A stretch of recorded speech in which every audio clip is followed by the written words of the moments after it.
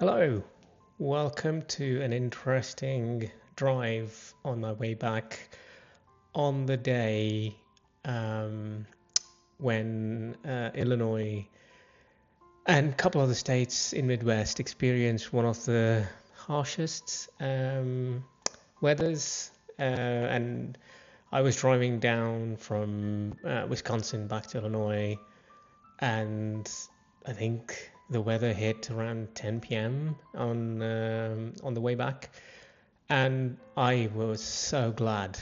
I was so glad that I had FSD in the car.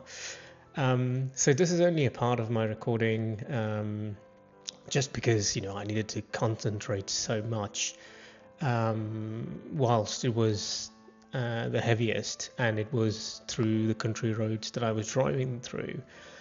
But this is pretty much a recording when I could, pull over and set my camera back up, and I could only do that as soon as I reached a built-up area or an estate where there were street lights, and it was really at the tail end of the journey. And even then, the rain was, at a steady pace. But this footage, in fact, shows what the cameras in the car see. But in reality, when you're sitting behind the wheel, you're not seeing this as clearly as it's shown in the video. So it's such a shame that there's no way for me to compare between what I, as a driver, was seeing or could see with the glaring lights coming in opposite direction, or when there was lack of street lighting, and especially on a single on a road there was just one single lane for each side of the traffic. But this, is a clear win for full self-driving, and this is running 12.6.4 on hardware 3 based Model 3.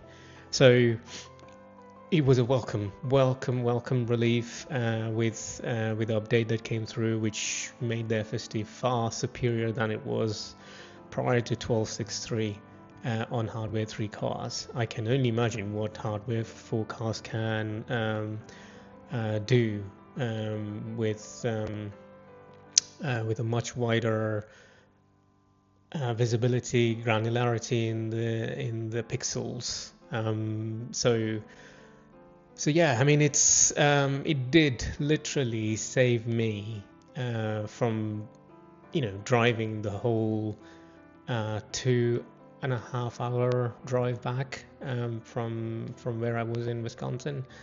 And literally, I did not touch the steering wheel unless there were situations where the attention monitoring camera did not have enough light in the cabin to assess whether I was focusing on the road or not. But other than that, I just let FSD do most of the driving. I'll probably stick a graphic on which shows the percentage of time when FSD was engaged throughout the driving period.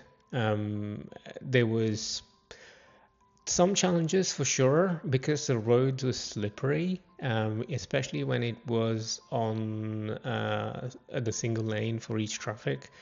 Whenever it was supposed to make a turn, it would struggle to stop ahead of time, in the sense that it would overshoot the turn and then try and make the turn, if you know what I mean. But it when we were in that situation, it did not make the turn. It just continued on straight, as if a human would do, where if there is lack of grip and you try to brake and you go past your marks or the distance before which you can make the turn, you just carry on going straight forward to avoid any unwanted drives, right? So that's exactly what FSD did, and I had that on 2 occasions. Obviously, I couldn't record that because, as I said, I was trying to focus, concentrate, and make sure that I was driving safe enough. But as you can see from even these pictures, on road stretches where it is not lit, and if there are vehicles coming on the other side, it makes it ever so challenging for you to see the road, see the lines where they are, and then react to other conditions. But luckily, I believe I went past through towns where the storm had passed, the worst of the storm had passed, so the branches were sort of lying scattered around. So I could slow down. But I think here is one interesting aspect which I did manage to capture, and that is when it is going to make the next right turn at traffic lights. I believe this now it changes the lane to the right lane, but then it continues to move towards the right where the curbs were. There you go. So I had to take over, otherwise it would have gone over the curb. And the reason why I think it did was because there was so much waterlogging. It was at the pretty much same height as the curb. So I thought it was possibly there was no difference in depth, and hence the camera kept tracking that and took the curb side as the level of the road, same level of the road. But these are the situations why it is called supervised full self-driving. So from that one interruption in this segment of the drive, I had no interventions at all.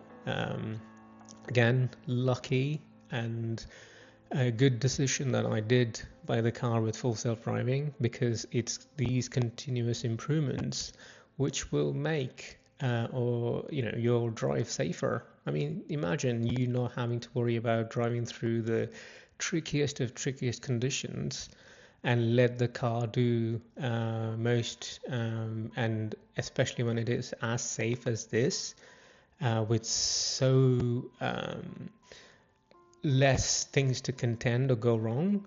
You can rely on the system to get you back home safe and sound, back to your family.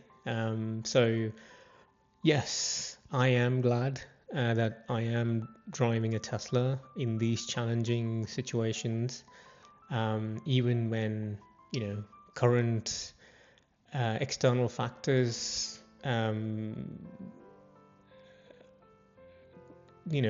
turn their blind eye on what the car can do and react to the other things. Yes, in part, maybe the funds go through and fill up the bank of individuals who run the company. But yes, it's not just one person running the company, is it?